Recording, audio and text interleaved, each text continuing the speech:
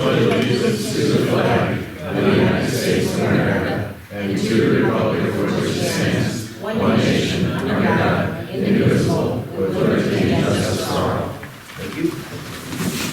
Teresa, roll call, please. Okay, Mayor Jones, Here. Brenneman, Here. Hill, Here. Monahan, Here. O'Hara, Here. Randall, Yes. and Mattson. Here. All right, do we have a motion to approve the agenda for the first meeting here? Second. Any discussion? If not, all in favor say aye. Any opposed?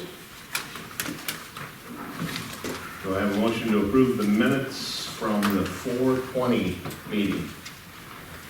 So moved. Second. Any discussion?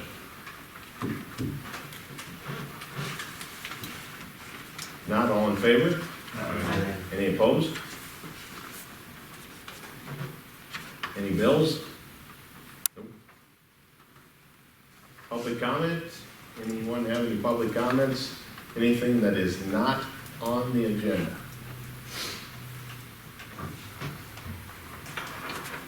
Seeing none, we'll move forward. Old business, we're going to review, approve downtown Hartford request for interim closing of First Street from Main Avenue east to the alley.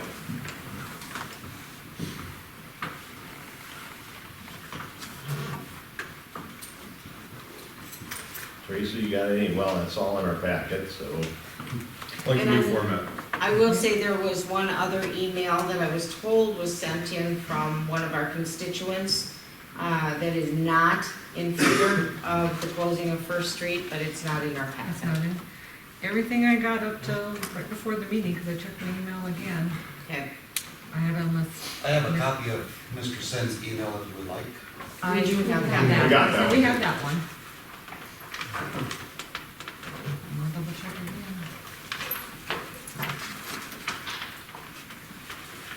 Any discussion amongst the council? Anybody from the audience that would like to talk? Kelly, you want to? Absolutely. Did you want to share any of the traffic counts before I do, or do you want me to just launch into it? We sure can. We got traffic, hold on here. So we did traffic counts downtown, counts with First Street open from March 21 through March 31. This is average daily total, correct? Yep, That, that will be both directions, so. both directions, 354, and First Street east of Maine, same, 331 through 413, 355. First Street west of Maine, 331 through 418, that's the whole stretch, or no, that's the second stretch, 266. Second Street from Maine to Mont, is that right? Yeah, it was set up by the alley there, and that was with the speed trailer, Yep, so that's just gonna be one direction. from the 5th of April through the 12th of April, 850. Average daily. Second Street east of Maine, 413 through 418 was 663 average. Railroad, 328, railroad from Maine to Fighter, 328 through 331 was 117, and 413 through 418 was 92. So, with First Street closed, First Street west of Maine, 418 through 429, was 183. Second Street east of Maine, 418 through 429, was 1,024. And Railroad between Maine and Fighter, 418 through 429, was 329. And that's the just one direction again too, so. Yep, that's with the trailer. Was that with the trailer? Yep. Yeah.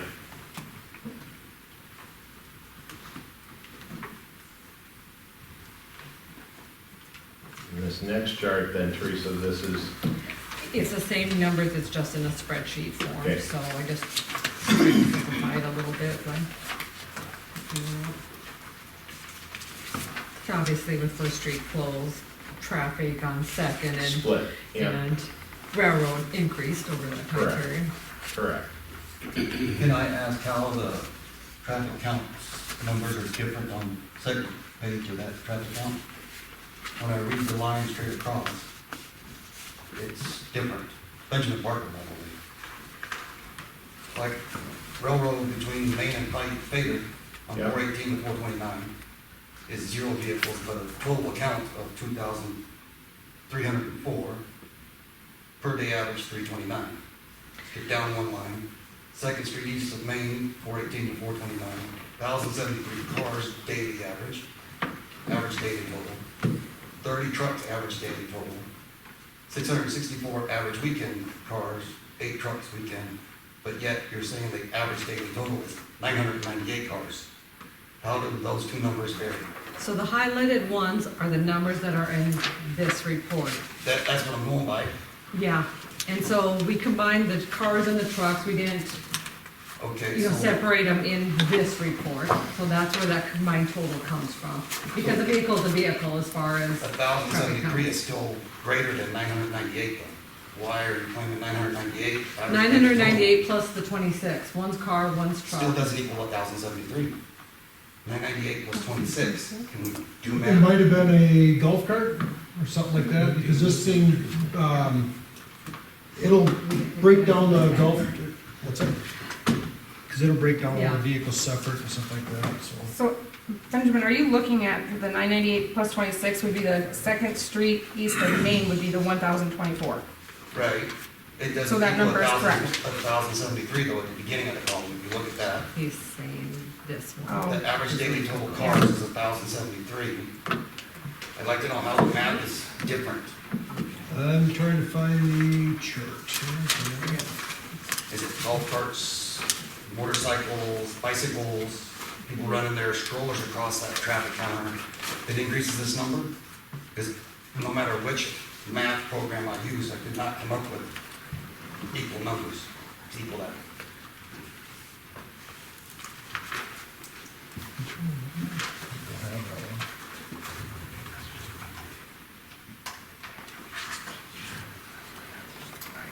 Oh, yeah, so the average, so Tom's pointing out, you're looking at the weekday count, but then on the weekend, it's lower, it's averaging those together. So those two numbers aren't equaling the weekday, it's the average between the weekday and the weekend. Okay. So, we take 1,073 for the weekday, plus 664 weekend, plus our truck counts. Plus It's you not should gonna also equal add in the the truck and the 2 trucks for the weekday and the weekend, so you It's should not average gonna all equal up to that. 998 though. The math just does not mathematically add up to that average. So we have 49 vehicles, is what we're talking about. Right. I'd like to know where this variance is coming. I mean, how is this happening? I think it lies in the A, the average daily total. And we don't have the formula as to how this created that average. So I can see where you're headed, Yeah, but we don't know the back end, it's just the average daily total.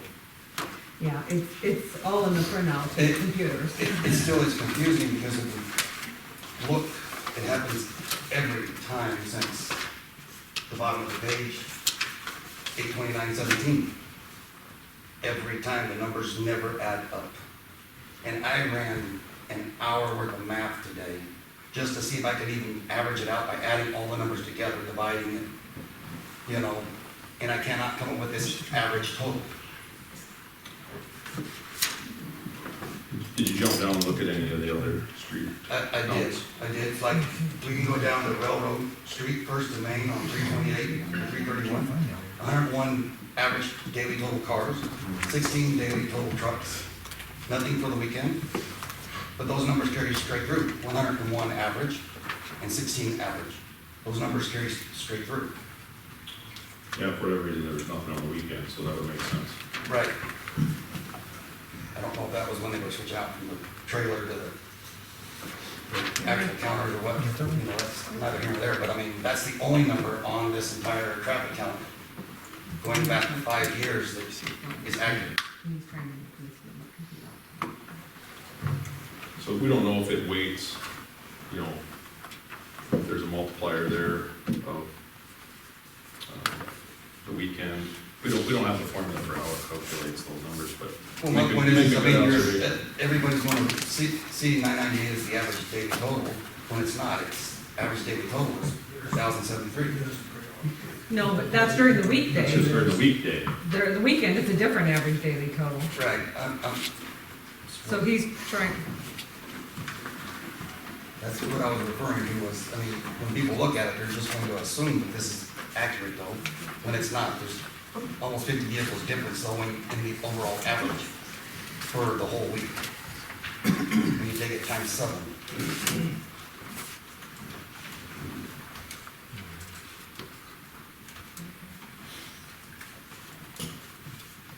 Well, we'll have to, Craig, what did you show Ben next? What's that? What did you show him? That's, So here's, from the printout of, so this is what we get when we run the Yep. daily traffic. I think we've seen this before. Yep. So it breaks it down into cars and trucks. Yep. This thing here will actually tell you how many So this- axles are on each. Just quick math I did, is I vehicle. took 1,073 times 5. I took 664 times 2, added those numbers, divided by 7, I get 956. So it's relatively close. So that didn't include the trucks, that was just the cars. So I don't think there's any money business going on with these numbers. You have to wait, there's 5 weekdays, there's only 2 weekends, so I don't know if you were averaging that into your Right. average daily, but you have to weight those 2 different totals between weekdays and weekends probably as well. Travis, I'm checking here, but 5 axles, does that count as one vehicle? That's the same. I think that's where it would register as a truck.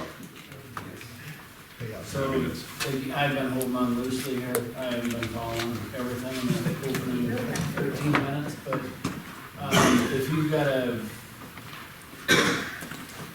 18 axle, really heavy thing truck going through, is that counted as one, or, you know, that makes the difference here? Yeah, unless there's an asterisk by the number, unless the speed truck trailer picks it up, it just counts as one. But with the numbers that we're looking at here, those are from the pneumatics. Yeah. And it is smart enough to know, relatively speaking, that that's a truck and it counts as a And truck. I guess I would further throw out for the council's consideration, I mean, for the discrepancy of, I think I heard the number 50, we either invalidate the data and do it again, or we work under the expectation that it's closed, and it's good enough for government work, unintended, and we continue with whatever the decision is. But if you invalidate the data, now we have the extra expense of yet again doing this traffic. And we have to accept On that. a annual basis yet again for So, another 2 weeks. Craig, you don't do nothing with this data, the computer spits out these numbers, Yeah, we correct? set the tubes up at 4 foot apart. Like I said, the speed's what's goofy with it because the tubes could roll if somebody, goes by, because I don't like to put the anchors in the center, because if they would come out, somebody get flat tire. So for this year, we're looking for counts. Those counters will actually tell you if it was a motorcycle. If you want to go back through and there's hundreds of pages of this information from these things. It'll tell you if it was a motorcycle, if it was a car, if it was a truck, if it was a tandem axle truck, if it was a semi, if it was a bus, if it was pulling a trailer, boat trailer behind you. It'll even come up, if you have a golf cart, it'll come up as I think an other or something like that.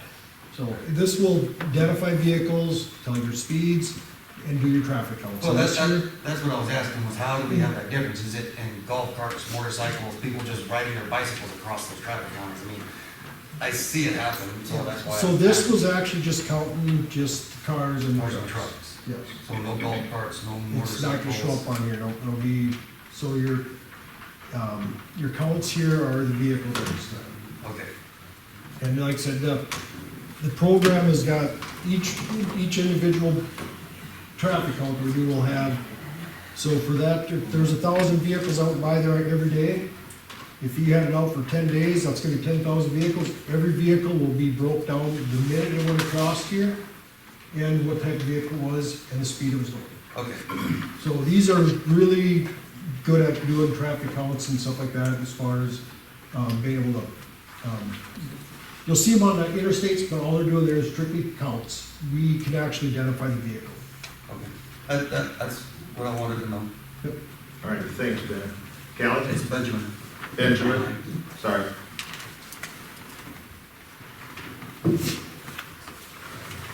My name is Callie Tushin. I am the president of Downtown Hartford. Thank you again for including this proposal in your discussion tonight, and thank you for collecting the data for us to begin forming a plan based on facts. DHI only wants to move forward with intentional plans that meet our growing community. But we all need to be on the same page with what is even being asked here today and why it is being asked. There have recently been lies and a lot of misinformation that's being spread about this proposal to the public. Unfortunately, the verbiage used by myself and the city leaves a large margin of error within the interpretation of DHI's intent. The proposal in front of you uses the word interim, taken directly from the downtown master plan, which can have many meanings as we can see, such as the recent 2-week closure for our data collection. Interim could also mean closing for the summer. To ensure that you all are hearing what DHI is intending, I am striking the term interim from the proposal altogether. The proposal that I sent to the council initially on behalf of Downtown Hartford, Inc. is a request to begin working with the city representatives on a plan for improvement options that align with our future goals based on the master plan concepts. These might include lighting or removable bollards or other removable street features. This plan would still allow for vehicle usage on First Street. I have information about this proposal that I would like to share with the council and the public that is tuning in to provide basic understanding about this proposal. For the record, this idea for this proposal did not come from me or anyone involved in my business. In the 4 years that I have lived in Hartford, I have heard conversation about this idea in these council chambers here. It's been brought up by city staff. The former DHI president for 2 years has advocated for a town square, such as this proposal. And I heard this idea shared throughout the numerous master plan input sessions last year in which I attended, which is where these detailed plans for the master plan came from. For the individuals trying to paint a duplicative narrative around this, it is simply not true. It is, in fact, my fiduciary duty and responsibility to the DHI board to bring forward the ideas and proposals that the board has voted on. And at that point, my personal opinion on the matter is irrelevant. For the record, I personally will always advocate for a thriving and safe central business district, and I will rally for improvements that enhance the community for everyone to benefit. A year ago, Hartford's leadership decided that we need to have a plan to grow forward together as a community, one that we agree upon and can move forward with confidence. That is why, when DHI decided to develop a master plan specifically for the downtown area, it was the city leadership, the city engineers, the business and economic development professionals, representatives from the school district, and the city at large that was invited to participate in the process so that the finalized master plan that is reflective of the overall consensus for what we desire as a community as we grow. This proposal in discussion today is a very small and easily attainable portion of the greater master plan that the collective, we, has agreed to be one of our priorities. We wanted a plan to place our focus and to organize our priorities. That is what we have in these master plans that both DHI and the city has paid for.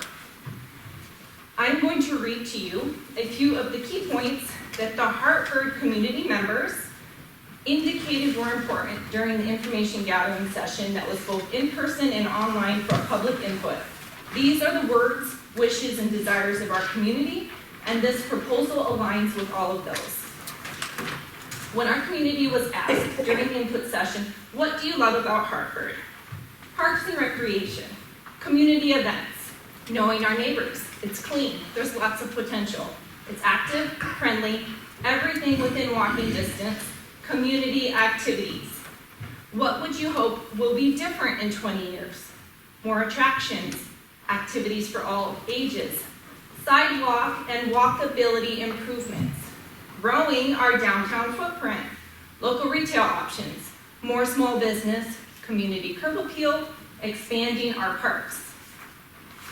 Under the park and civic facility option, people want more green spaces, walkable, sidewalks in the core of town, gathering spaces, another park. Under our commercial development, destination activities for downtown. More tax dollars, prioritizing commercial. For the downtown district specifically, people want housing development, fun events, keeping the core and history alive, new business and lofts downtown, and event space. Artistic features and added safety features are always beneficial. Our downtown needs some love. Added greenery. Flowers are always welcome. Greenery and flowers. More businesses downtown. Trees, flowers, more natural items, benches, parks, places where people can come together. Love these ideas. Let's enhance our downtown. And the last point on here that was included was growing our tax base. Growing our tax base. Bingo, right?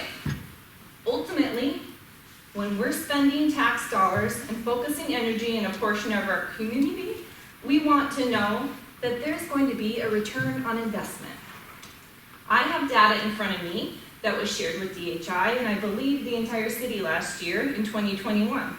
It was compiled by our friends at Sioux Metro Growth Alliance to share information on the sales tax revenue within the downtown district. This information starts in 2017 when there had been no new construction in over 30 years. And up until this point, an exodus of both energy and economic zeal towards anything downtown. These numbers are compiled from addresses only in our downtown, along Main Avenue, out on South, where our central business district lies. I have rounded up to the nearest thousand, so it's easy for you to hear and it's easy for me to read. In 2017, the taxable revenue for the city of Hartford was $295,000. The city received $9,000 of that. In 2018, the number jumped to $510,000 of taxable revenue, in which the city received $14,000.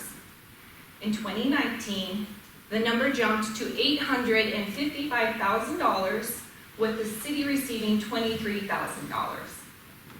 Of course, we all know 2020 was when all hell broke loose all across the globe. However, those numbers didn't diminish very much. We had a taxable revenue base of $818,000, and the city tax was $21,500 in 2020.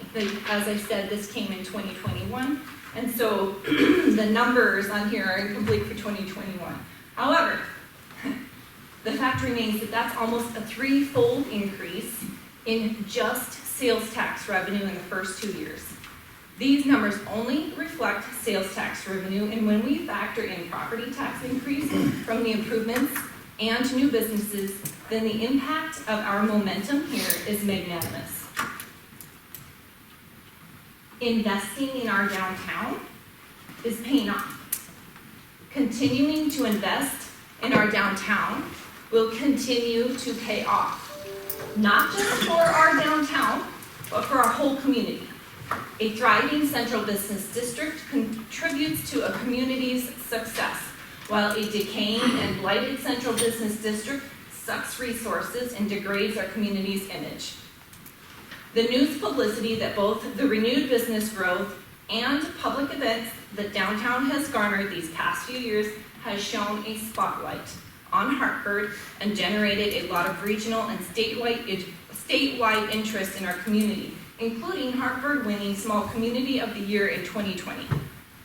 The proposal in front of you is meant to enhance our community by increasing the attractiveness for current citizens and our traveling visitors, to enhance the safety for our downtown events, to support the economic growth by enhancing our downtown's features and increasing traffic due to more events.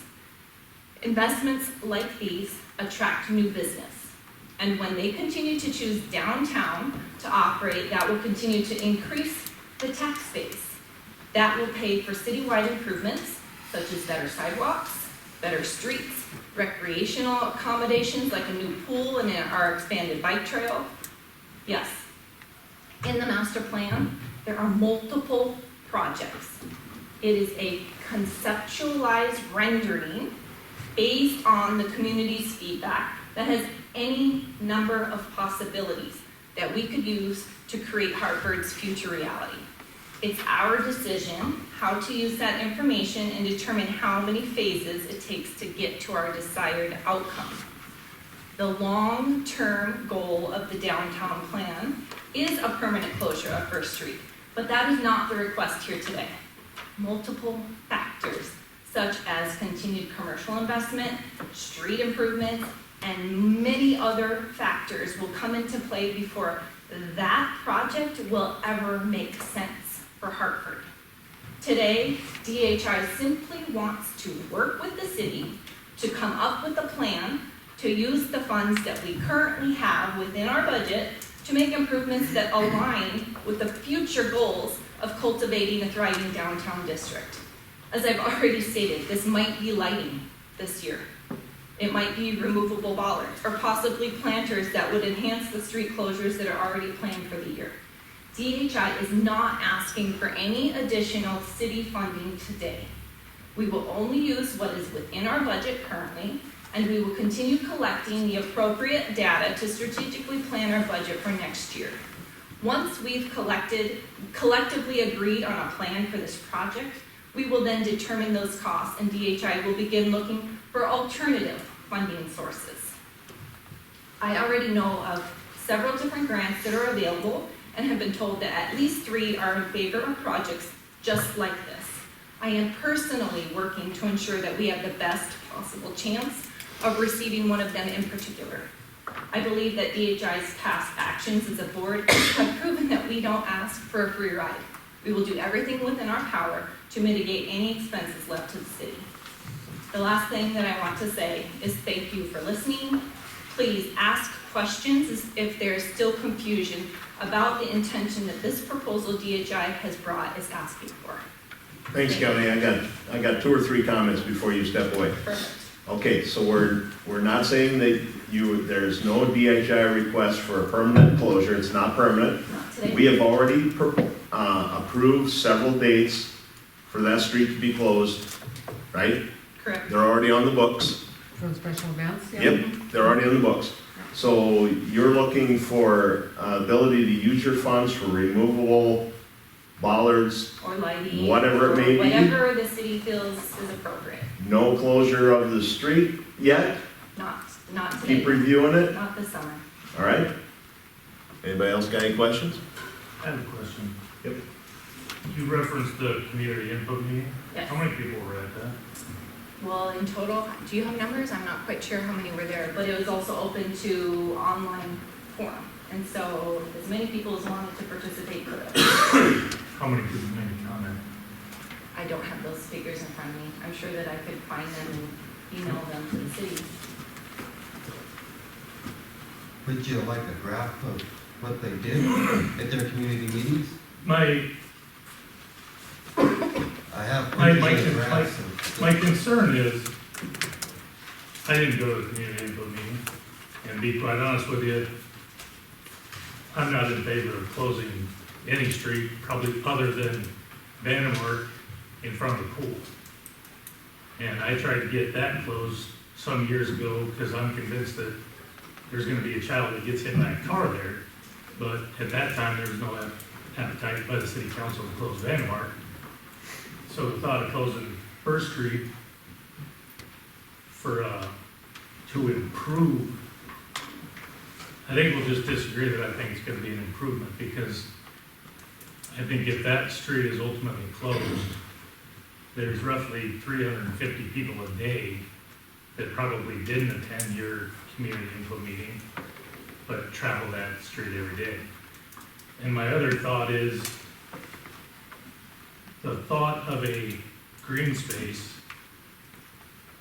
to entice people to walk or bike downtown on that closed from the end of the alley in that close a proximity to the elevator strikes me as nonsensical, especially to the tune of whatever the estimate is, $654,000. So there's just, I'm not in favor for many reasons, but I would really love to know how many people were at the community input meeting or chimed in.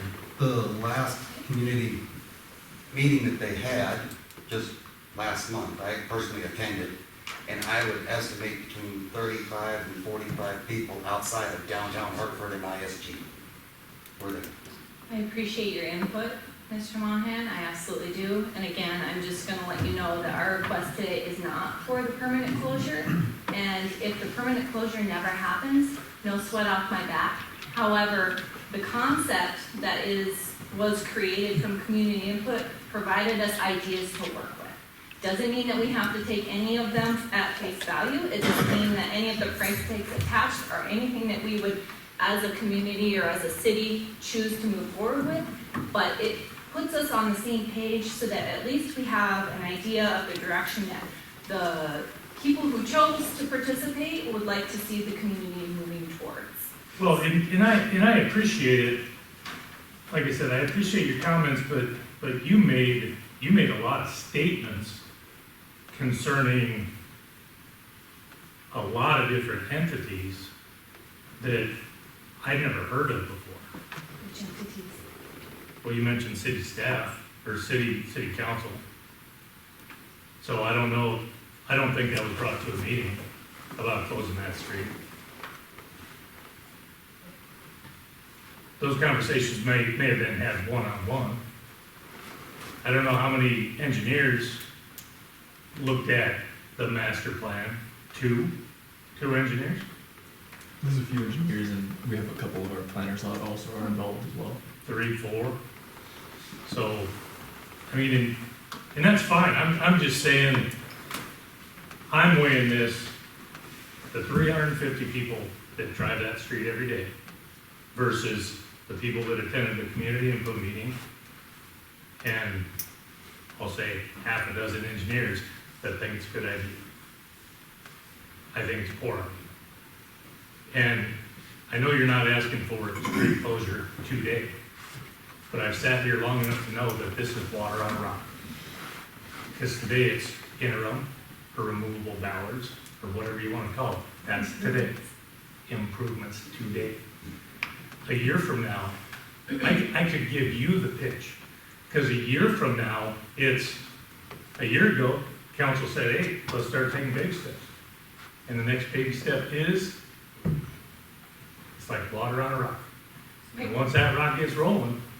My question to you then, Mr. Monahan, is when we have another business on the south of First Street there that has a restaurant and is retail space in it, and it makes sense then to have available seating and an opportunity for events, more events to happen downtown, not just based on what is here today, but also the future growth of what our downtown space is going to be, then that kind of an idea still has no validity in coming to the council when it makes sense in the future?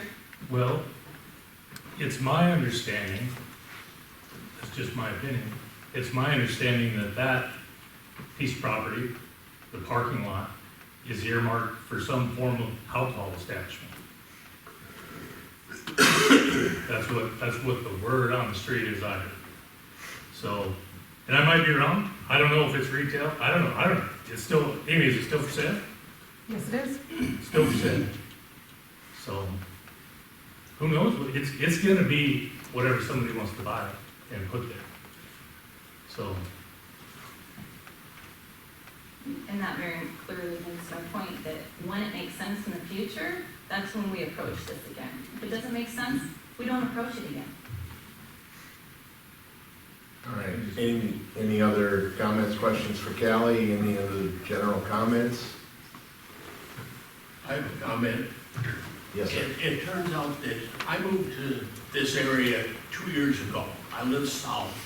I go up to 38, and that Main Street here, to me, is an issue because it's a two-way street, but quite often it's a one-way street because of the fact that you can't meet if there's like pickups, the four-door pickups on both sides. It's completely to the point where you gotta stop and take turns to get through. Thursday evenings, if you go through, it's really tough.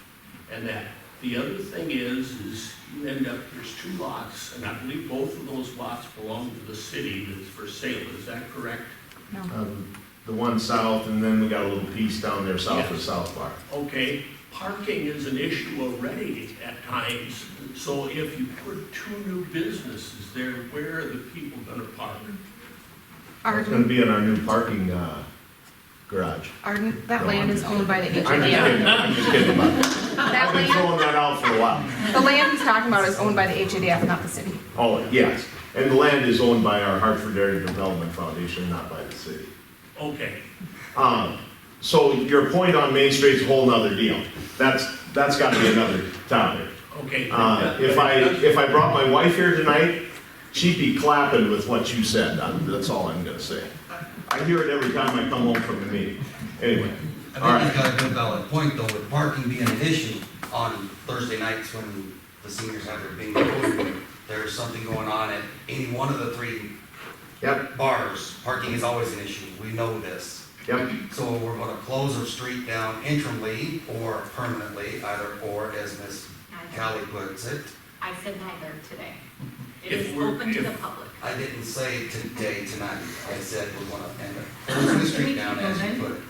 Yeah, and just so we're clear, we have already approved events for the, Events are one. okay, events so are one that's thing. already approved. That's what we're She's not asking talking. for a special event, she's asking for something that affects daily No, traffic. she's just saying that they want to be able to use their money to do some enhancements to when we have the special events, right? Exactly. That's what I heard, So, all right? the lots, first four lots on Main and First, on the southeast corner, let's say there's a distillery that buys that and builds there, right? Yep. Are they supposed to just automatically come into a situation where they now have no street curb parking if that's what they're wanting for them? Because they need all their lot to build their distillery on? Again, we gotta have one thing to happen before the next thing has to be addressed. Some of these things are gonna have to fall in place before, I can't give you an answer to that. Aren't the first four lots under contract, Amy? No, not right now, they're not. They're not? Mm-mm. So, So, and just back it up, if you go to any downtown, and I'm just speaking from just recently going to Sioux Falls and going downtown, I had to walk 2 blocks to get to a place. Parking is always an issue in downtowns because they're for walkability, not drivability. right. So you are gonna be limited on parking spots in a downtown area. Same with up in Madison, same in Watertown. I think we just need to be open to concepts. Like she said, it's not for permanent closure, but for events at this time. Okay, And events are handled on a one case-by-case basis. yes, and they, Not where you have removable bollards and street lighting that is permanently put up there. Are you gonna go out there and have the city crew crew go out and put up lights every time she wants to have the lights strung across the street? Is the city gonna pay the labor for, and the equipment cost? We're getting into the weeds. already. Yep, I don't know. I just want to summarize what I heard. Okay, And what I've seen is, this is a concept of ideas that could happen someday, whether it is the lighting or closing the street. I'm gonna go back to, somebody called me that lived on the south end of the interstate when there was a concept drawing that the city could go out there, you know, someday. That could happen. Yes, it could. They were worried that their house was gonna get taken from them and everything else, and it's total misinformation because they didn't understand that it was a concept, that this could happen.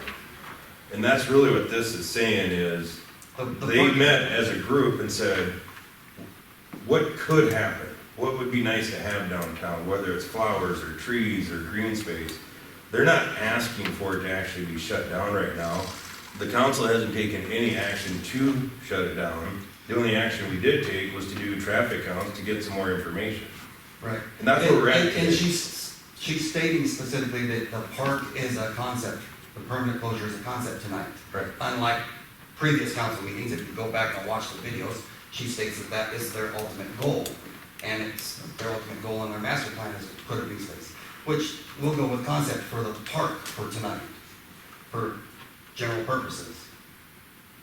But still, the removable bollards and the canted lighting that she wants to put up there for her advance, who is going to financially be responsible for that labor to do such a thing? The city and our tax dollars, or is Downtown Hartford Inc. going to be the one paying and hiring the crews to do this each time that they want to put up these bollards and the lights? Well, in order to use city funds, they have to ask to use the city funds, right? So if they want us to I mean, hang lights, as you're saying, and they would have to ask us, the city council, to allow the city employees to do said work. Right, the city employees already do said work with putting up the banners and the baskets and stuff on the decorative lighting that they had You know, purchased. just like they help with Jamboree days, they help with Yes. Christmas lights. lights. So they- that's my lights. concern is who's going to be paying for this extra cost now, for the equipment and the manpower, whether it takes a half hour or 2 hours. These are all just ideas right now. The same people that pay to remove the snow off Main Street, the taxpayers. And when you can directly correlate economic development with tax base, then you can justify spending that money. So, I'm really curious why somebody who has a business downtown isn't interested in investing anything in downtown. I am interested in investing. What does that look like to you, Benjamin? I am What does that interested. look like to you? I would rather see the money and the revenue resources be put to improving what we already have. We have a $3,500 mural you can only see from one side if you're coming south, and that's only if you're looking at it. What can It's we a do to nice improve it? mural. I I like guess looking you're at it beating every it down. You're beating it down. I'd like to hear your idea. How do we improve it? Improve our sidewalks. Don't put it off on the responsibility of the building owner to repair the sidewalk when you send out a notice. Downtown? They put it there once. You're talking specifically downtown. I'm talking specifically downtown, just right here, 2 blocks. From Mint to Second, right here, 2 blocks. Okay. Does that apply for the entire city then? If we're gonna make a, No, Because that's what I'd like. okay. If downtown gets their sidewalks. Okay, we're going way Okay. out into Yep. the We need weeds. to. We're off track. no, but when it's the city that's causing the damage with using the skid steer to roll over the sidewalks and breaking up the sidewalks, the city is the one that should be responsible for the repair of said sidewalk. My landlord had to repair the sidewalk in front of 2 of his facilities already in the last 3 years because the city skid steer has broken up the sidewalk. Okay. Are you aware of this, Craig? I don't know how much we've actually busted up, but Okay. we can obviously control that problem next fall, and we'll let the businesses clean their own sidewalks. Problem solved. Okay, we're getting off the topic. We're gonna get back on topic. That'd be an easy one. Do I understand we really don't have a motion to be made tonight, is that correct? The request is to be able to continue working with the city to come up with a plan that we can all agree on that works. For us to be able to spend our money in something that is,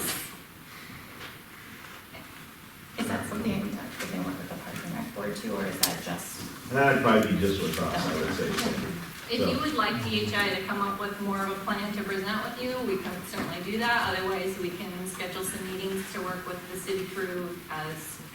Let's start with that. Then I would say right now, there's no motions that need to be made. We've done our traffic count, we've gathered our information, First Street's gonna be open other than for special events, correct? Correct. All right? Clear as mud? And the whole topic about driving down Main Street, I like. That's all I'm gonna say. I don't wanna get into the weeds. All right, thank you all for your input and for the comments. We move on to the next and last piece of old business in our first agenda is oath of offices for Travis Keel, Chris Wasslager, and Cindy Mattson. And I think you guys got them. Do I have them? You got them. I got Chris's. Oh yeah, that's a new meeting. Travis, you want to start? Do I read them to them? Let them read them themselves? They read them, hold up their hand, Huh? they read them, there's an Stand up. office for them. All right, Travis, you can start. Cindy, you got yours?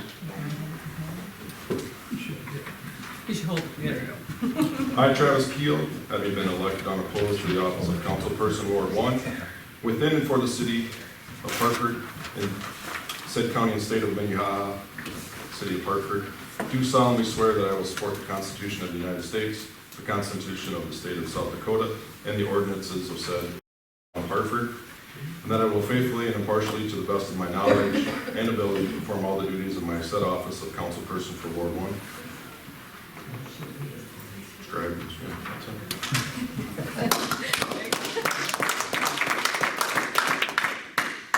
Cindy, we'll let you go next. All right. I, Cindy Mattson, having been elected unopposed to the office of Councilperson Ward 3 within the city and town of Hartford in said county and state, do solemnly swear that I will support the Constitution of the United States, the Constitution of the state of South Dakota, and the ordinances of said city, town of Hartford, and that I will faithfully and impartially, to the best of my knowledge and ability, perform all the duties of said office of Councilperson Ward 3.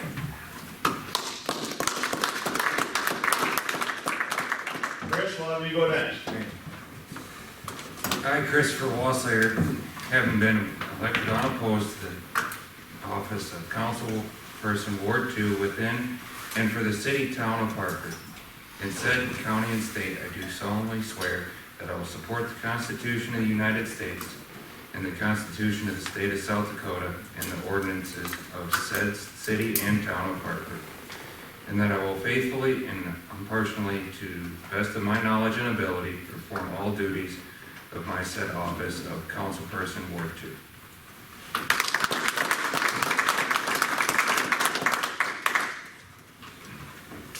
All right, with that said, before we adjourn as the old council and reconvene, I would like to heartily thank Councilman Monahan, Councilwoman Randall, and Mayor Manning's not here, but at a future date, we're going to have a plaque presentation.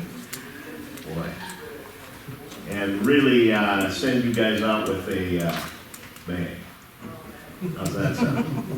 All right? Do I have a motion to adjourn the first meeting? So moved. Second? All in favor? Aye.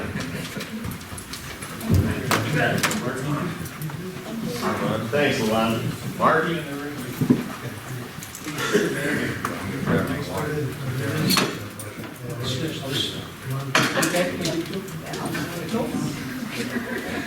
Part of the big bang.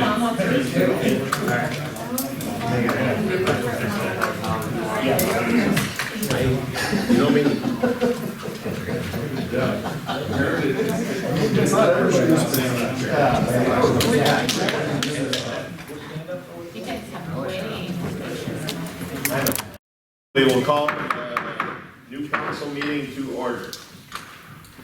Teresa, do the roll call. Okay, Mayor Jones, Yes, here. Brenneman, Keel, Yes. O'Hara, Here. Walslinger, Here. and Mattson. Here. All right, we have a couple changes to the agenda before I ask for an approval. We're going to remove the special event application from Buffalo Ridge, and we are going to remove the discussion about the Stockwell amendment to their contract, that one to a later date. Yes, we'll talk about it the next meeting. So if someone could give me a motion with those two items notated. I'm currently looking at there's a motion to approve the agenda with those revisions. I'll second. And a second, any discussion? If not, all in favor? Aye. Any opposed? All right, next we move down to council appointments. Ward 1, one-year term. Motion to appoint Mark Brenneman to the Ward 1 one-year term. Second. Any discussion? If not, we'll vote. O'Hara. Yes. Keel. Yes. Mattson. Yes. Brenneman. Oh. Wolf. Is it Wolf? Wasslinger. Wasslager. Yep. Wasslager. Yes. Yes. All right. That's approved. Can I vote no? No, yeah. Should we do these as we do them? Sure. If you want to. Yeah. It's the All right. I, Mark Brenneman, having been appointed to the office of Councilperson Ward 1 within the city, town of Hartford, in said county and state, do solemnly swear that I will support the Constitution of the United States, the Constitution of the state of South Dakota, and the ordinance of the city of Hartford, and that I will faithfully and impartially, to the best of my knowledge and ability, perform all the duties of my said office, Councilperson Ward 1.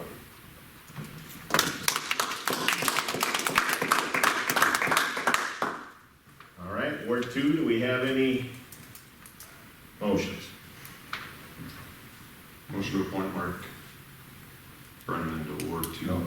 O'Hara. The other Mark. That was a great answer. Mark. I'll second. Any discussion? Put those right on top of each other down there. Man, I've got none of the twice. yeah, there you go. All right, no discussion, we'll vote. Wasslager. Yes. Mattson. Yes. Brenneman. Yes. Keel. Yes. O'Hara. All right. And at this time, Ward 3, I have no. Should we have Mark take it? Oh, sorry, here, done. Do that. I, Mark O'Hara, having been appointed to the office of Councilperson Ward 2 within the city of Hartford in the county and state, do solemnly swear that I will support the Constitution of the United States, the Constitution of the state of South Dakota, and the ordinance of the city of Hartford, and that I will faithfully and impartially, to the best of my knowledge and ability, perform all the duties of my said office of Councilperson Ward 2. All right. And if you could all sign those, and then I'll collect them at the end of the meeting. Thank you. And I do not have a Ward 3 name to put up to the council this evening, but I will in the next meeting or two. All right, everybody's taken their oaths. We'll scratch the special application. Sheriff's report, did he go? He wasn't feeling well. Okay, we have his report in the packet.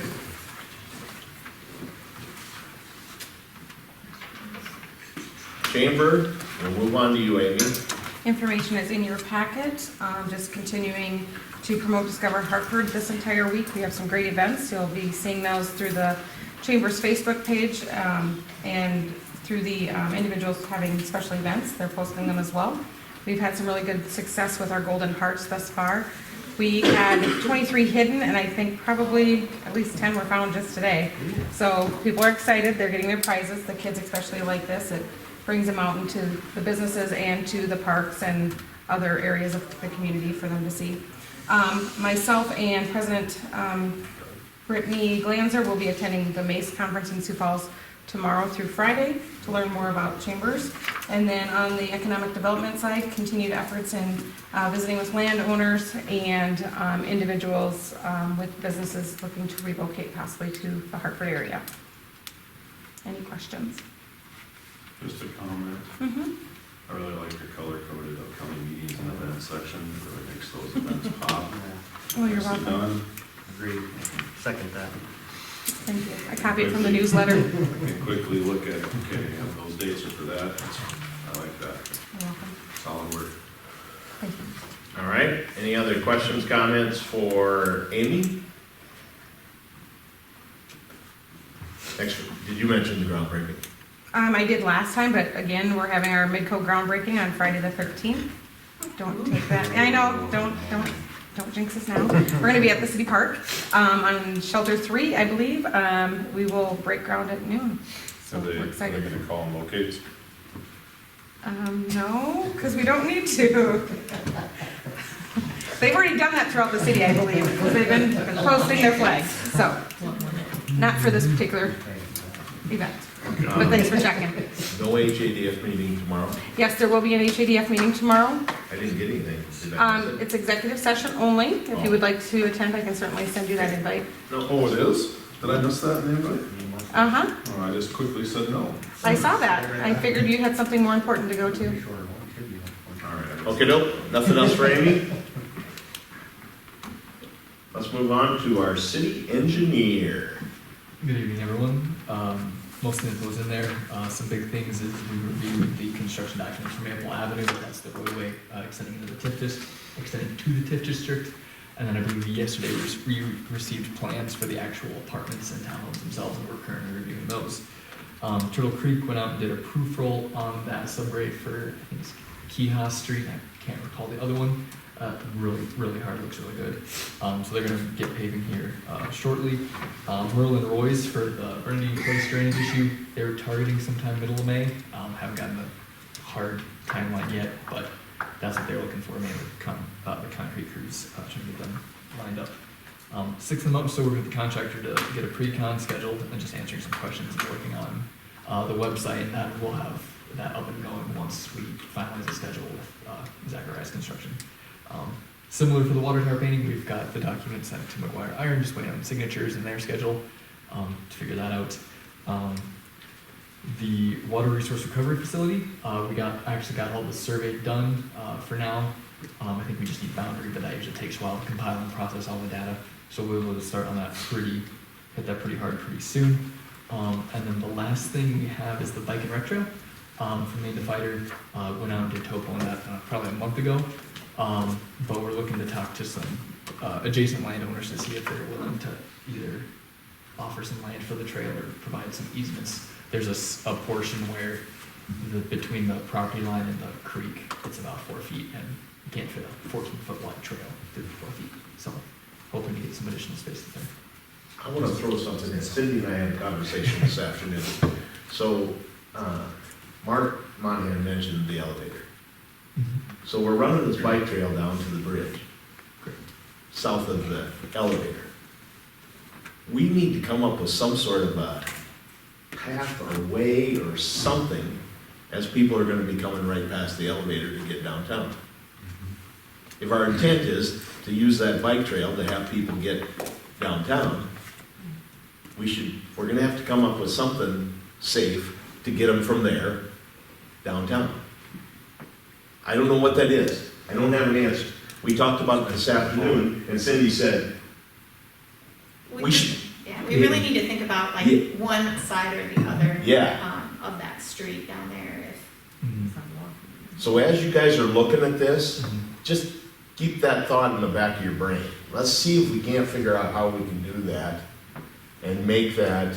Because there's no sidewalk there. Nothing. I mean, yeah, this may be It's gonna be something. more of the same we have right now with the safety concerns. and- Correct.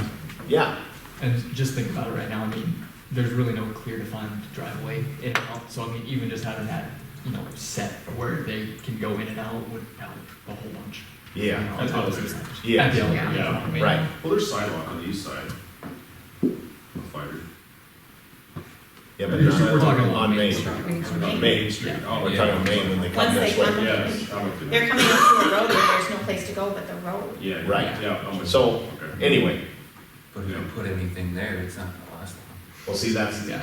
that's what we gotta give it some thought, Yeah. figure out what we're gonna Across the street. do. Anyway, And not to bring it up again, but I do know that was something we had considered in the downtown master plan, was how to okay, get that, so. perfect. Okay, just as long as it's on, I just wanna make sure it's on somebody's radar. Yep. So we're thinking about that deal. Yep, Okay, and then we did have a couple of proposals in front of you. all right. Looks Um, like the first one is, review, approve the engineering contract for Highway 38 water. Water main extension. Yes. Yep, so that one is just from the CIP, extending it from Colton Road and Second Street. There's a main in the intersection there near it. We go south along Colton Road to Highway 38, and then follow Highway 38 to the east, to a point about 800 feet, I think, past Mickelson Road, where Assam's development will have a connecting roadway in the future, just getting it ready for him. We'd be on the north side of the road. Okay. Any motions or actions from the council? Motion to approve engineering contract as presented for the Highway 38 water extension project. Do you have a second? Yep. Second. All right, any discussion? And this was in the CIP, it's Yep, been, it's in the CIP, it's in the Budgeted. budget, so yes. Okay. This would be the design work for that project for next year. okay, if there's no other discussion, we'll vote. O'Hara? Yes. Keel? Yes. Brenneman? Yeah.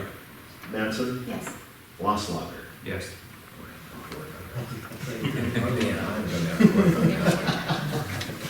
And then the second. Might have to be Chris. I know I can say it. He's not Mark, so we can probably do the first name. Yeah. Yeah. We still got 2 marks, we can't just go to Mark. Okay, Okay. all right, what's the second one? So that one is for the Interchange Approach along Western Avenue. So as you may or may not know, the DOT is planning to reconstruct exit 387, just raising it up. They've had, I don't know how many trucks have hit the in Humboldt. But it seems like most of them are heading east. So luckily they hit Humboldt's interchange before they hit Hartford's. So they recognize that as an issue, so they're doing Humboldt first, and then I think in 2025 they're gonna start construction on this one. And then this design is from Diamond Trail north to Mickelson, and the plan for that is in 2022. So this year we do phase 1 of the design, so get a survey, do a traffic study, identify more comprehensive, so where cars are coming from, which direction they're turning to, and then from there we can put together a really good model to see if just signage is needed, or if you need a signalized intersection with a stoplight. So we would do that in the first year and have a preliminary design and bring those findings to council, and then in 2023 we'd have another design proposal to finalize those plans to get ready for construction in 2025. All right, So where are you proposing the 3-lane road? From Diamond Trail through the intersection of Mickelson, and that's just to allow, on the north side of the intersection, a widening to meet those 3 lanes and to allow a left turn southbound from Western onto Mickelson. So if you head south on Western, it just You get a turn lane. a center turn lane, yes. okay. Turn east. Because otherwise, Yeah, you need to go about 100 feet north of that intersection, so you can get that transition from a 2-lane to a 3-lane. Okay. because otherwise, At the you're- Is there a intersection. reason of we're the property. stopping there that I don't know?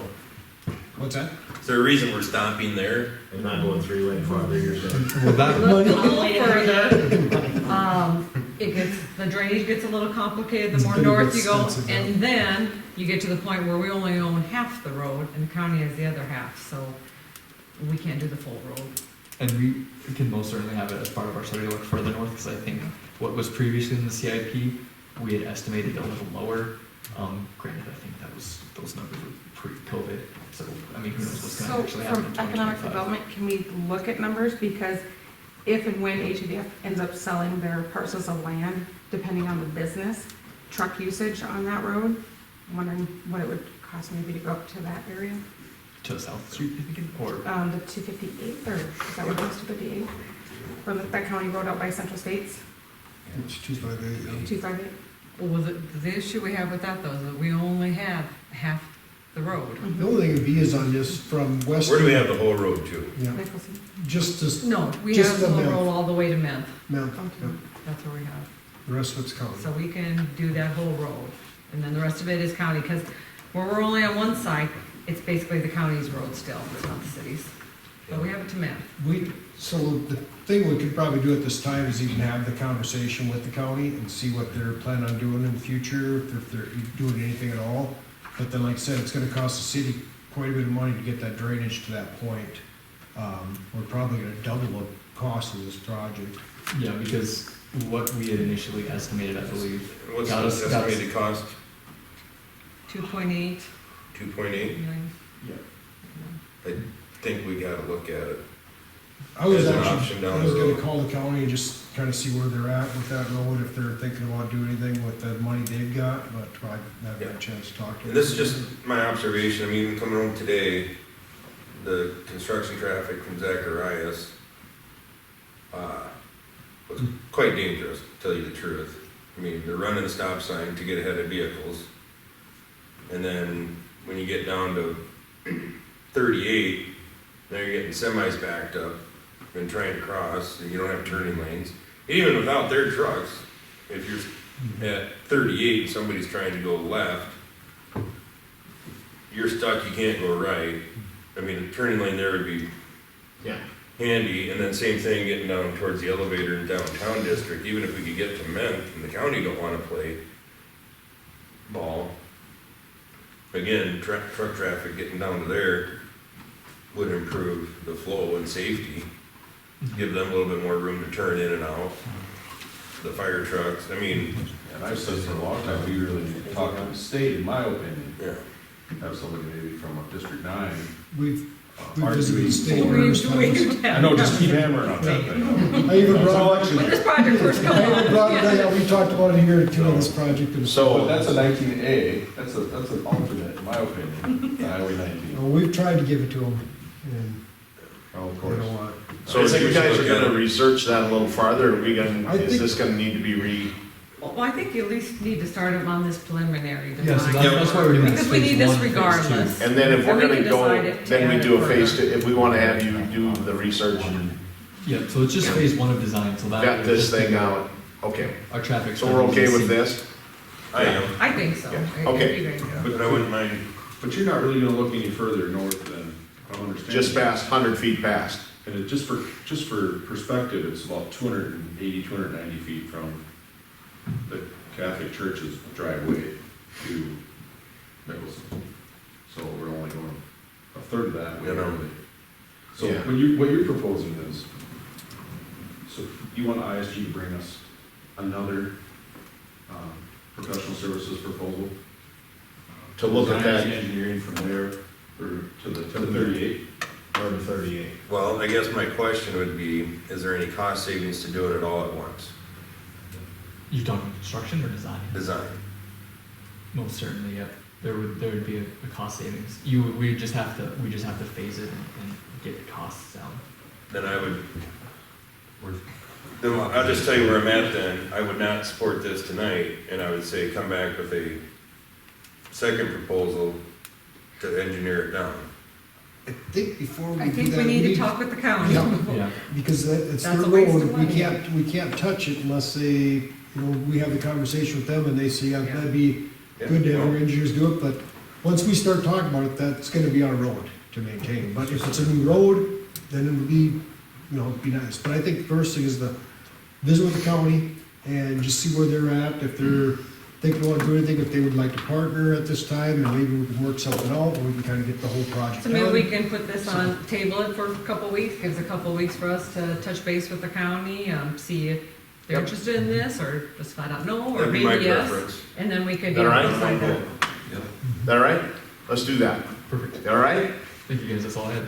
Well, let's Let's just make a make sure that motion. when, I guess Huh? I think we have to make a motion. Make a motion to table, it's on the All agenda. right, so we gotta make a motion. to Come on. table. Or to put it on the next agenda. I've already been told I've been taking too much time. You have been.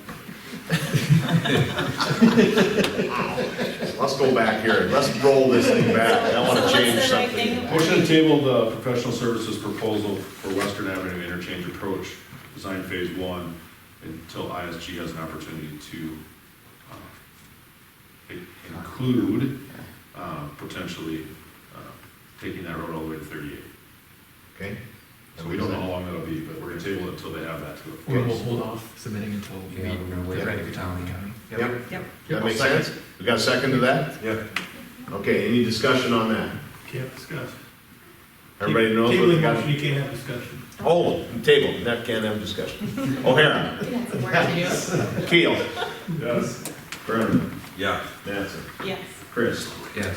I knew that's my second. This guy's got Been it. doing this for a long time. Oh, this isn't his first I meeting. know, come on. I'll tell you what, if you guys are picking on me, this thing's gonna be short-lived. Just telling you. Like short-lived, you mean like your. I think my wife and I had this conversation on the way home today. Just telling you. All right. Shush. Moving on. You all shush. All right, Craig. Just to touch on a few things, the thing with possible signage, when you look, at one time, we thought that was all vacated over there by the elevator, that little gravel that goes between there, and it is not. They own from Maine to Munt, that is a private drive through there, but then once you get to Munt, there's a little 30-foot right-of-way that goes back to Fiber. So, And it's in the map in your packet. Yep. They own here, but we own from Mount to Fighter. Was that It is news to right. them? actually, when I talked to Gary the other day about that, after, I was the one that told him to go ahead and lock it off, because for 29 years, we thought that was theirs, or before even. So when I talked to Gary about it, he said, I thought that was ours, that's what Dean Art always said, and Dean had been there forever, so we all just thought it was never taken off on our maps, it was always given, what it was theirs, but in the meantime, I think it would be good to put up some, maybe no through street there, or something like that, or private drive, just so we can try to keep the people from going through there to avoid something, because they did have some pretty close calls, I guess, and people they like to cut corners and slide through wherever they can to shorten their trip up. So if we put something like that up, and hopefully it'll keep deter people from going through there. So I'll look into some signage for that.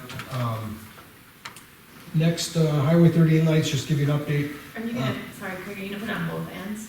Yeah, I'll put a private drive on theirs, and then on the other side, we'll probably put a left-hand arrow coming off of Munt.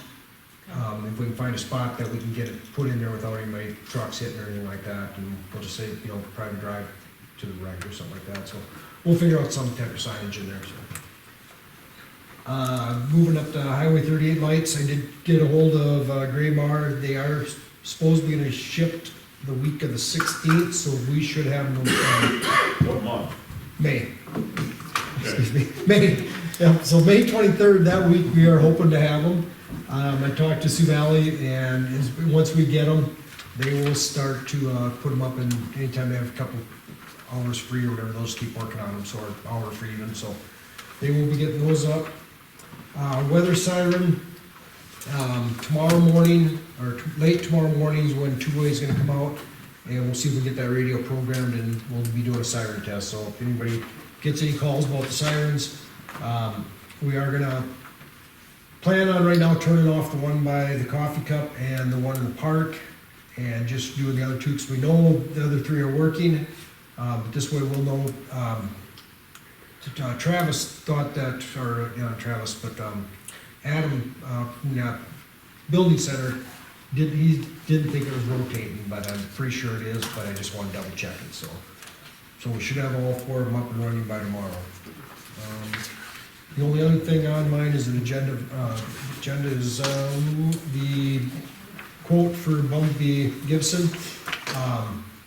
It's $1.60 per gallon. We do have budget money, I can't remember, I think we got budget money. 48,500. Yeah, and it's for 2 applications if we need it. Last year we didn't need it either. The 80-20 mix that we use is,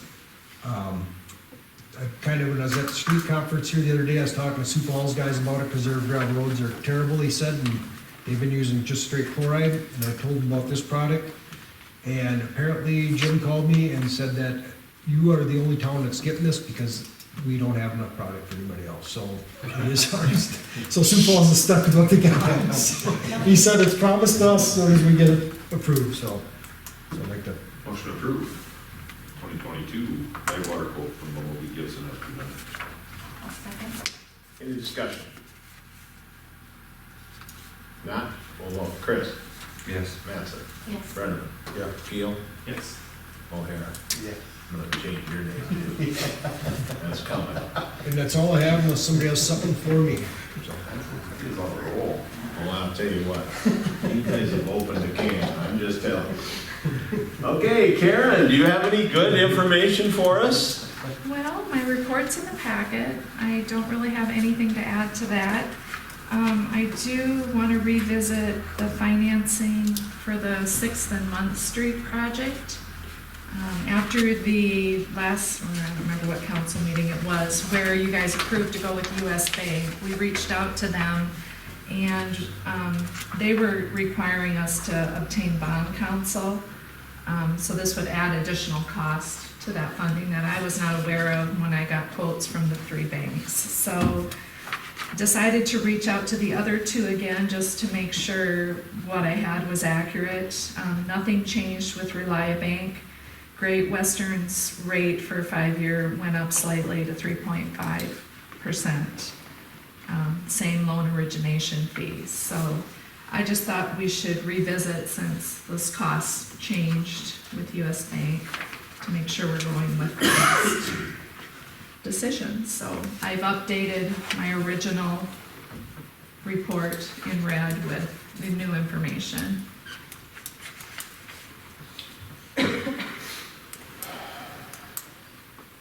Do we need a motion to, so if we proceed with another bank, do we need a motion to essentially cancel the previous motion? Just amend, I don't guess we have. just amend the source of financing. Okay. For my bank at that. Okay. Motion to amend the source of financing to be deleted. Okay.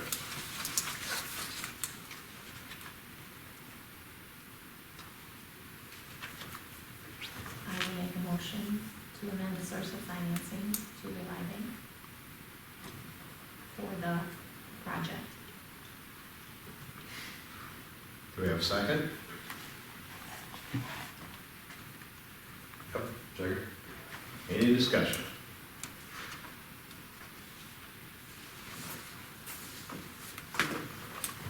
All right, now we'll vote.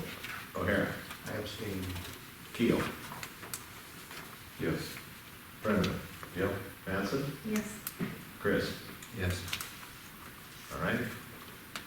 Approved. Anything else, Karen? Nope, that's all I have. All right.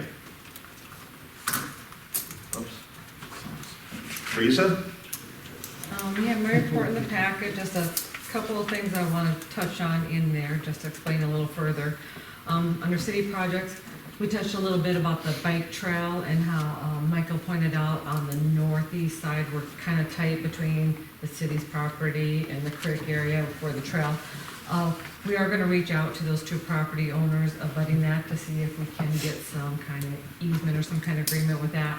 If we can't, we might have to look at a different design of maybe moving the trail across the creek and onto the south side. Of course, that'll be more cost, so just kind of preparing you that we'll have to have those discussions as we move forward here. Another thing that'd be more cost is the storm shelter. Michael tells me that's going to be more money as well. Granted, we applied for that FEMA grant FEMA grant 2 years ago, using cost figures from them. Obviously, things have increased quite a bit. We think maybe the original design, the capacity wasn't quite enough, so ISG is reaching out to FEMA, getting sure they know the exact requirements, what is needed to qualify for the grant and the storm shelter. Get those questions answered, look at the design, see where we could cut back, and then give us a new cost figure on that. So just want to prepare you. Once we get that information, we'll discuss how we're going to finance that project to the additional cost anyway. So just want to give you a heads up on those two projects. And I believe we're meeting with the state hazard mitigation officer from FEMA tomorrow, so we'll have some information pretty soon. Good, yeah, so we can follow up with that. As soon as we get more information, we'll have those discussions for you there. What's our timeline on that? We still hoping to, Well, we're wanting to do it this fall after the ball season ends in July, and we're hoping to get started on the project, so. Yeah, so we're still trying to shoot for that. I think with the grant, we have until next year though, actually, to do it. Why does that stick in my head? Typically they give you at least a year. They usually give you a 2-year window, so I think we have time as far as the grant is, but we were trying to make it a fall project here. And then just kind of a quick update on the summer help. We are still looking for a couple more lifeguards. I've talked with Amy, we can open the pool. We think we have enough personnel, but we're still gonna advertise for a couple more lifeguards. It'll kind of help with the workload. But I think we're good with opening the pool. Craig is going through, we've got some interviews set up with the public works assistant, so we'll get those hired. The other thing, the park rec program, we have the director hired for that. I mentioned, I think that Laura is not gonna come back this year, but we have another gal hired for that. But we're still looking for a coordinator and 2 helpers, and nobody has applied then. We've tried to throw it up to Facebook, kind of let parents know that, the program might not happen if we can't get any helpers. So, we're hoping by word of mouth, but so far I haven't gotten any applicants. So if you know of anybody or know how to get the word out, Is that appropriate for high school age? Yeah, so the coordinator has to be 18 because we need 2 adults with the program. The director's 1 adult, we need the coordinator, but then the helpers, the assistants, 15 or older, so it could be, high schooler, as long as you're 15. If the school could, if the school could share that, maybe? We've sent it out to the schools, actually, all the area schools, I think. So it's not just West Central, we send it to Montrose and Detroit and Tri-Valley, and so we try to get it out that way too. Put it on Facebook, our website. If you really want to get the word out, you just have to put First Street closure in front of it. Maybe that's big bold letters in that, Put up a cone by the park. maybe, So we have a little time. That program we're not having is till July, so I mean, we do have some time, so, but, like I said, can think of anybody or know of anything, hurry jump to apply. And I just wanted to touch base, the water system, we have all the meters converted over, so we are totally on the new system. good work, Craig. So far, so good. It can do many things. We can keep a much closer eye. We can see usage to the minute with these. I kind of put in my report, I talked with Ron and Craig have talked about this. We can look into granting our citizens access to their accounts to monitor it themselves. Obviously, there's a cost with this, but that's something I want to check into and explore at budget time. Presenting this is something we want to do. I want to make sure staff gets very familiar with the system, so when calls come in or if there's problems or whatnot, or they ask about something, that they're fully, trained in it and could help them through it before we have everybody else looking at it and asking questions that we can't answer. I don't want to do that, so, but I think it's something we definitely should look at possibly offering, at budget time, so. Rural Water offers that right now, and you could actually have it send you alerts if you have a leak or something like that. So it would be a good conservative thing for the city as a whole, it's a nice little feature. And those alerts come up that Rhonda can look at every single day too, to see, here's a high usage that, an unusual account that they never have this many gallons. It'll flag those high usage ones, or if they think there's a water leak, and it'll do a lot more than our old system could do, so. We had a water leak, the city of Sioux Falls called And, yeah. It's been a while, but it was like, we noticed We've that. had to make a We couple noticed calls it. already, we've Water called, and it's too. like, you got a lot of high usage, we think you got to leave. I know we left our hose on. It'd been nice to get a little tank. Yeah. What was the deal yesterday? I thought I seen something on Hartford happening, somebody was without water. Oh, that was. That was Hartford Heights or somewhere else, Okay. yeah. Wasn't in the city? No, it wasn't us, no. Okay, that's what I thought, I just was curious. Not sure. There's a contractor out there working. Yeah. Anything else, Teresa? Nope, that's all I just wanted to point out. I will comment first, I love the fact that we got our agenda item staff report Okay. recap. That worked good Yeah, format. I appreciate it too. I think trying to catch up on some things, it's nice to have some of the time Yeah. to put out. It's similar to what I'm used to using at my other role. We do situation background assessment recommendation for our briefings, and so it's very similar to that. It's very nice. Good, good, we'll So continue with that. I think the overall, what I've heard so far today, let's keep doing that. Okay, perfect, will do. Fine tune it if we need to, and, Yep. all right. Let's move on to new business. First item under new business is election of a council president. As we know, that's probably the most important role. Come on, somebody go with me on this. It is. Absolutely. I'll make a motion to elect Travis Keel as council president. I'll second. Any discussion?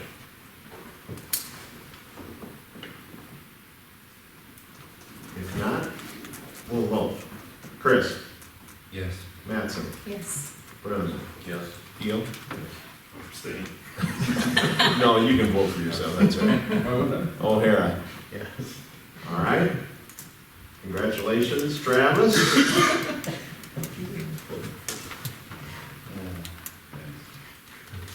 Big shoes to fill. 11s. Election of, That's all right. election of a council vice president. Motion to appoint Mark Brennan to council vice president. I'll second. Any discussion?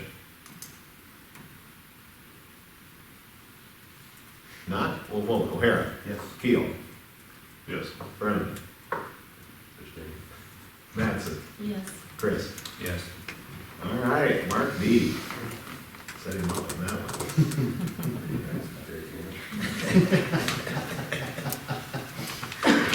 All right, we have 3 mayoral appointments. Do these need council motion and second and vote? No. Yeah, you'll Yes. appoint them and then they They have to vote. vote Okay. to approve them. First one is for the official newspaper of City of Hartford is the Minnehaha Messenger. I'd like to appoint them for the 2022-2023 council year. We do all at once, or we have to do one? You could do them all at once if you're comfortable. Secondly, healthcare provider, it would be Sanford Clinic in Hartford, would be appointed as the city healthcare provider. And our official depositories would be Great Western Bank, Relia Bank, and US Bank. Would be appointed for the 2022-2023 council year. Motion to approve those appointments. Do we have a second? Second. Any discussion? If not, we'll vote. Brendan? Yeah. Mattson? Do I need to abstain? That's all that first Sanford. You're not financially gaining I don't think you have a close tie with this motion, yeah. I'll second. All right. Yes. You're boring. Yes, sorry. Still back on. Yeah, no, that's right. It was in the air. Chris? Yes. Keel? Yes. O'Hara? Yeah. All right. That first 40 minutes was rough. That's a problem, I'm still thinking about it. You guys are gonna kick me out, that's all right. I'm good. I'm down with that. All right, early termination of billboard number 6. This is the east-facing billboard that American has. Teresa, I think we got the information that's in our thing. But you got anything to add to that? I don't have anything more to add in my staff report. You may have questions, I think. Yes, Tiffany with the manager, American, I know, yeah. that's like that. I There was you driving go. before I got here, so excuse my outfit. So we were planning on terminating our contract in November because the cost of redoing the billboard is astronomical. Just to get vinyl printed is super cheap, but we were having a hard time finding any company that would even put it up there. And then they're quoting us like between $17,000 and $3,000 just to put it up there. That's not counting the vinyl. And with it being a third of a billboard, we were going to just terminate the contract for now. I'm pushing to get one of the bigger billboards, but I haven't gotten a direct answer on that yet. But over 2 weekends ago when we had all that wind, it blew the billboard off completely, minus one little, it's floating in the wind like a flag, so that's fitting. And so we're gonna get that removed, obviously, but we're hoping to be able to get out of our contract. We'll pay, I already have the invoice for this May, so we'll pay May. We were hoping to get out of it from June until November though, so it's about $450. Because right now, with it not being attached, I-90 Speedways is up there, so we're essentially advertising for I-90 Speedway. So we were hoping to be able to get out of that. So the remaining is, So if they're going to pay May, so they'll have 6 months remaining, it'd be $540. That would be what would be left, 540? 540 is, because it's $90 and that's 6 months, right? It'd be September, October, November, 6 months, right? If we paid June, so it'd be June to July is one, July to August to August, September, October, November, and then we would have been out of it in November, because I would have sent you a letter in October. Okay, so 5 Because it was up months. November So 1st. 4 months then, Yes. technically, right? Yep, so it'd be 5 450. months. Five, yes. Sorry. 5 months. Tonight is one big math problem. Yeah. Where do you get these numbers? Yeah, because they're gonna pay this upcoming month, and it'd be $450. 450, traffic counters. Yeah, those don't. So Teresa had put, you guys probably seen this in your packet, and made a recommendation that we would split that half and half. So that would be 225. 225, 225. Is a suggestion. We don't have anything in the contract about early termination. Right. I was just going by a few years ago, we had an entity renting a billboard that wanted to get out, kind of same situation, early. Wasn't that their banner came down or anything, but they just didn't want to pay the funds anymore, and the council at that time took the action of, well, pay half the cost for the remaining of the term, so it was basically half and half, so. I think that's a good suggestion. Would you be following precedent? We would be following this. We have done this. Yes, we did this a few years ago with another entity, and we just split it with them, because the revenue is in our budget, we kind of depend on it, but I see their Yep. position there, it's not doing them much good to keep It's it. probably not a big The practice, full just amount. to let people out of their contract. Yeah, Yeah. so I mean, it could be a compromise, if they're willing to Yeah, do that. that's perfect with us. So are we all right with that? 225, if somebody wants to make a motion to that effect, we'll, I'll make a motion for the charge 225 for the remainder of the contract. right? Do we have a second? I'll second. Any discussion? All right, we'll vote. Chris? Yes. Mattson? Yes. Brenneman? Yeah. Keel? Abstain. O'Hare? Yes. All right, Thank you, I appreciate it. see the cashier? Yes, yes, if you just send me an invoice, I'll get it. Well, you know what I mean. I just threw that out. Trying to be funny. All right. Park and Rec Board recommendation, expense $600 for purchase of trail park benches. So it's also in our packet. Ellen Simmons of Family has given us a donation for erection of a bench.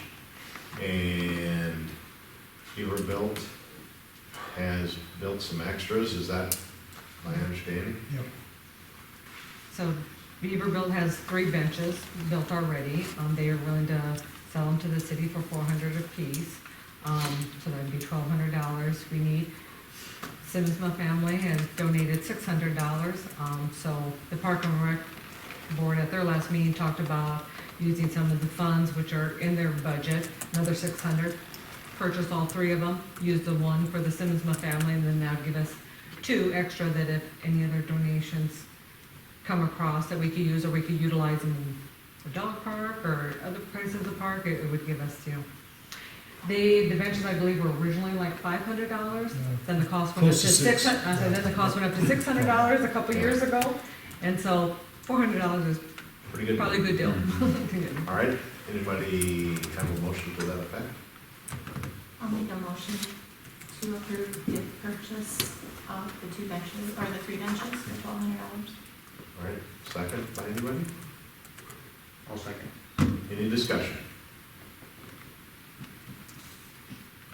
We'll vote. O'Hara? Yes. Keel?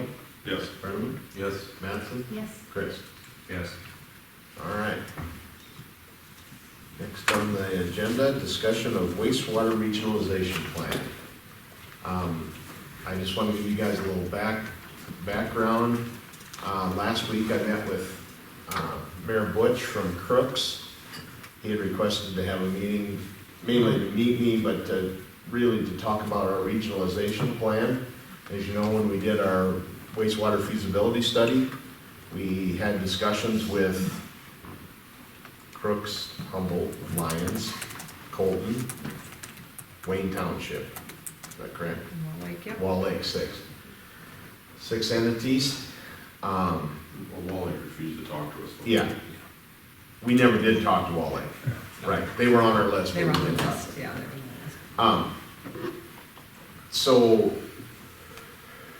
Mayor Butch is, on behalf of Crooks, is really interested in moving this thing, the conversation forward.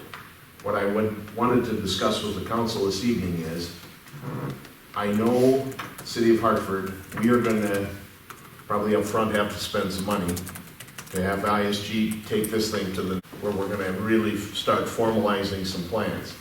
We know for all of these cities to get on the water plan, they're gonna have to do some engineering on their end, but we're gonna have some pretty firm figures for them to get that done. Which would be, what are we gonna, what's their charge gonna be? What's this deal gonna look like? And I would like to have the council's approval and motion to have ISG put us together a proposal for what this is gonna, I have no idea what this is gonna cost, and I think we know what we need to entail. Steve Watson was here today, and we did discuss this, and he said, yeah, I think I can, he knows what we're after. But I will say, Butch is very interested. So I think there's some, I don't know that we can wait until we get our plan built. I think we have to kind of lockstep these 2 projects together. That's my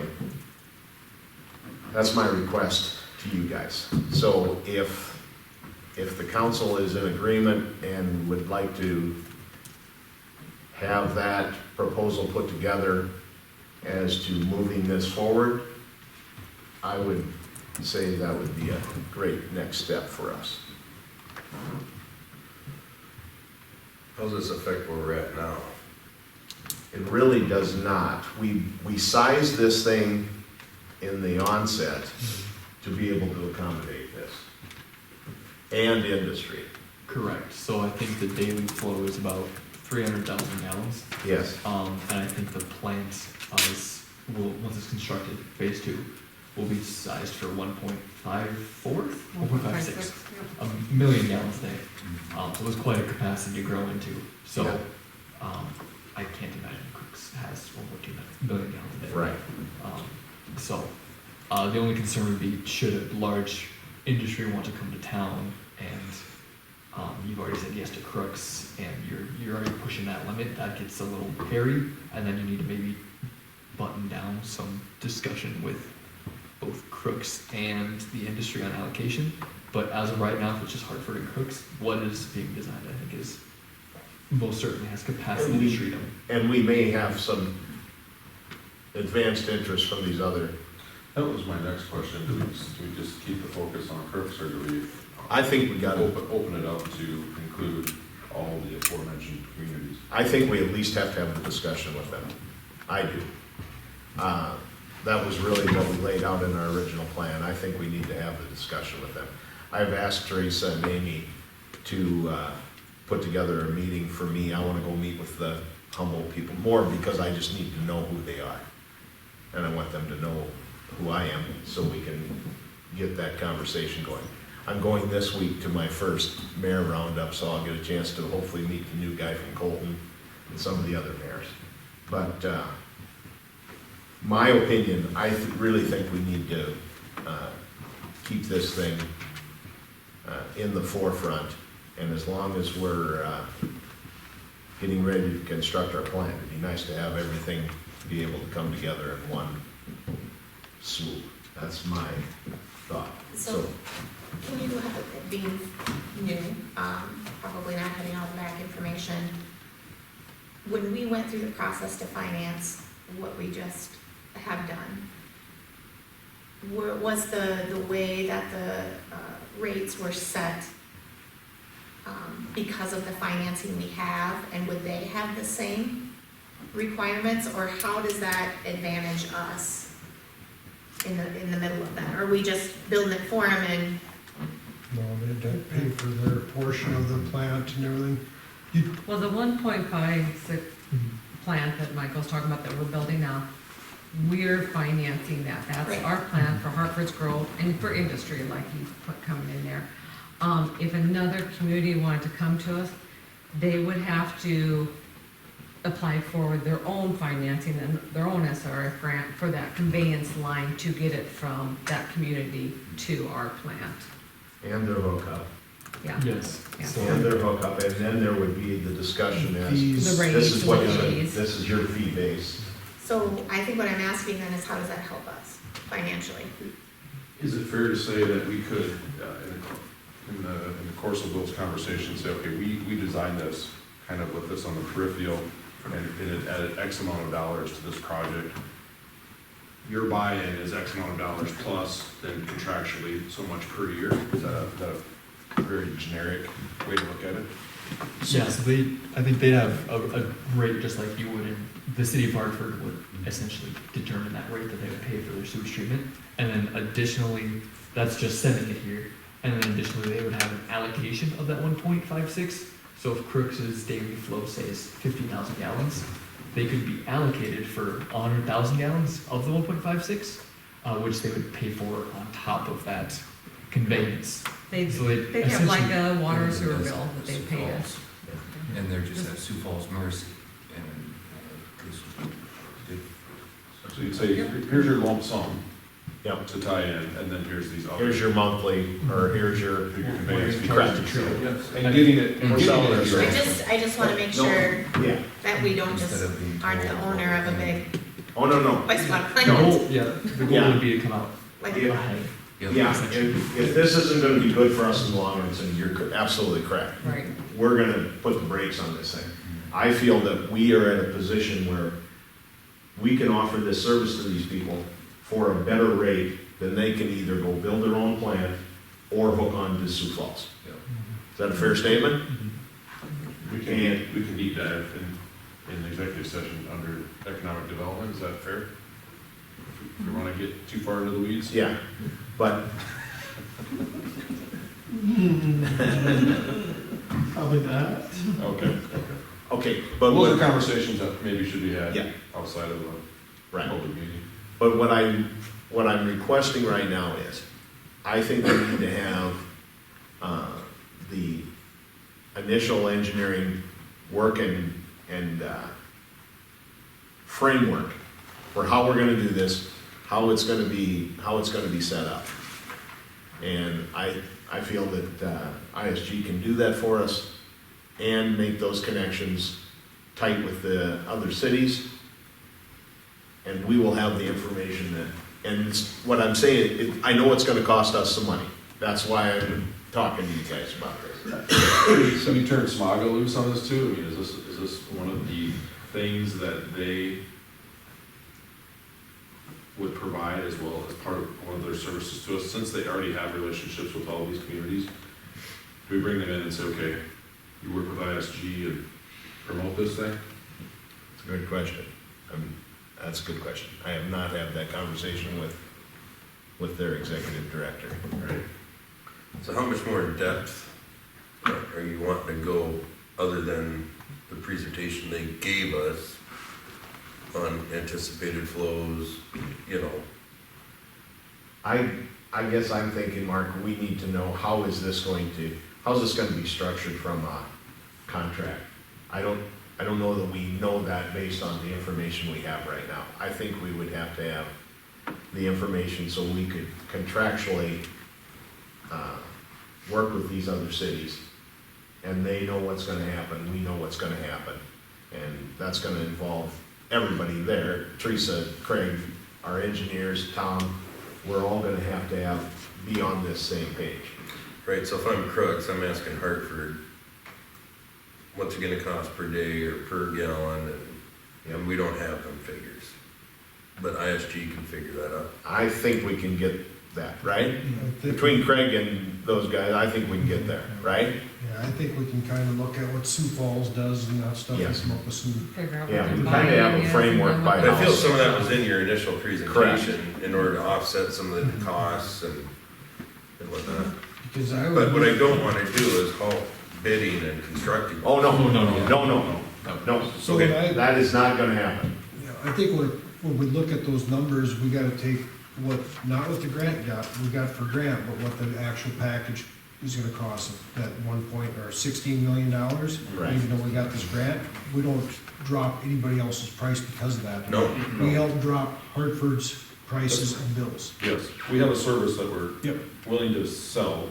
Because they might get grants for their lines and stuff Correct. like that, and help Correct. pay for the lift station. Yep. And and that's things our like own that. separate financing, Yep. but we could figure out what their buying cost is, what the debt and line and everything is, and then Right. what their monthly rate would be, like a rate structure.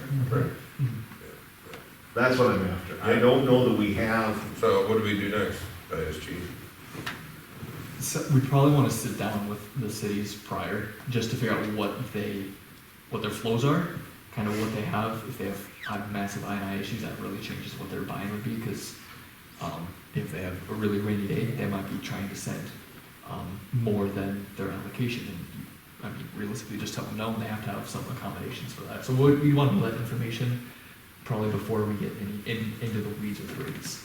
Okay. So we'll want to probably set Rachel and Rachel and Alicia and probably Steve over and just alongside you guys and Okay. sit down and talk to them and figure out what they want out of it, what we Got some of that stuff though when we were doing. we do have some of that in our, Do we know how far away they are from needing to do a replacement plan or needing to do any of them? They're with close. Sioux I Falls? think they've gotten issues, yeah, letters probably already too. Crooks is, that's why Butch was here.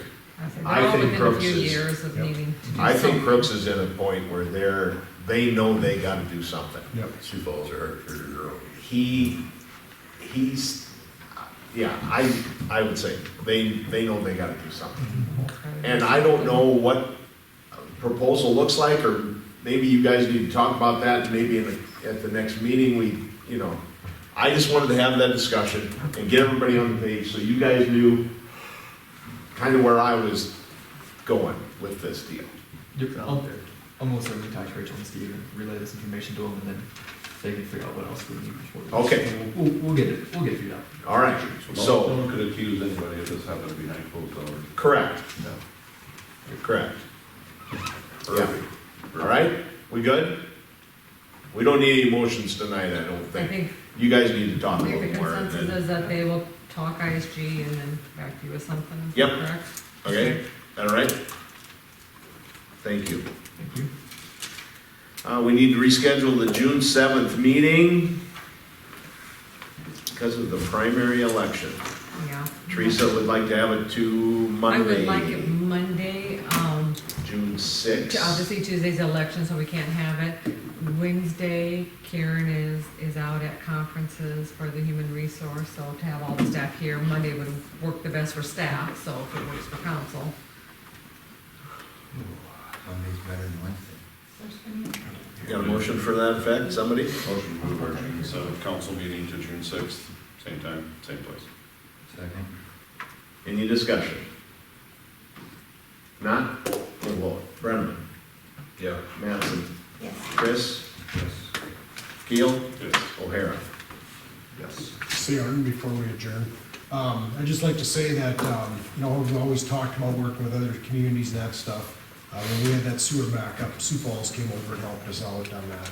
Okay. I tried, Road-Rooter, and he said 2 to 4 hours maybe before you got here. You had a couple of jobs in front of us. Hydro Clean, couldn't find a number to call after hours.